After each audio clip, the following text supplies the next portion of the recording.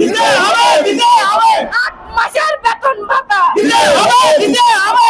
8 মাসের বেতন ভাতা।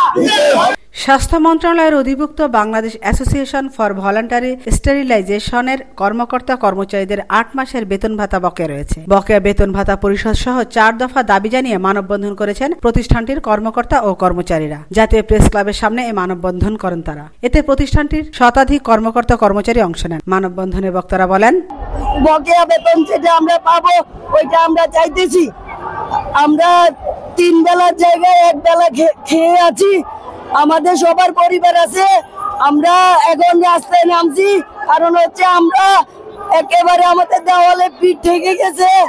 প্রথম দাবি হচ্ছে আমাদের সাময়িক বরখাস্তকৃত উপপরিচালক নজরুল ইসলাম সাহেবকে চূড়ান্তভাবে বরখাস্ত করতে হবে। দ্বিতীয় দাবি, আমাদের যে প্রশাসক মহোদয় আছেন মাজারুল ইসলাম, ওনাকে হলো অনুমতি দিয়ে অপসারণ করে ওনাকে আমাদের যুগ্ম মহাসচিব এখানে প্রদান করতে হবে। আমাদের বকেয়া বেতন দিতে হবে। আর এখানে অনেক বৈষম্য চলে। অনেকে ওই মাহজুরুল স্যার আমাদেরকে অনেকেই হলো শোকজ করতেছেন, বরখাস্ত করতেছেন। এগুলোর প্রতিবাদে আমরা এখানে আসছি। আমরা দেখলাম যে দ্রব্যমূল্য নিয়ে স্লোগান দেওয়া হচ্ছে, এ সম্পর্কে দ্রব্যমূল্য বলতে আমরা তো 8 মাসের বেতন পাচ্ছি না। তাহলে বর্তমান বাজার পরিস্থিতিতে যে হলো বাজার চড়াও হয়ে আছে, তাহলে এই 8 মাস যদি বেতন না পাই তাহলে আমাদের সংসার কিভাবে চলে? বাসা ভাড়া কিভাবে হলো দিব আমরা? আমাদের সন্তানাদি আছে, স্কুলের বেতন দিতে হয়, পড়াশোনা তো ওরা তো আর আমাদেরকে ফ্রি ভাবে কোনো কিছু দিবে না।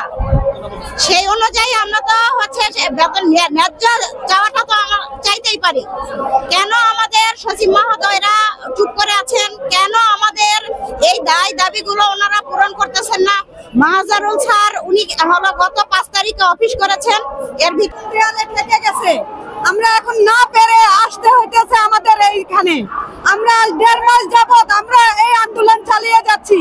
আমাদের কোনো ফল আমরা পাই নাই।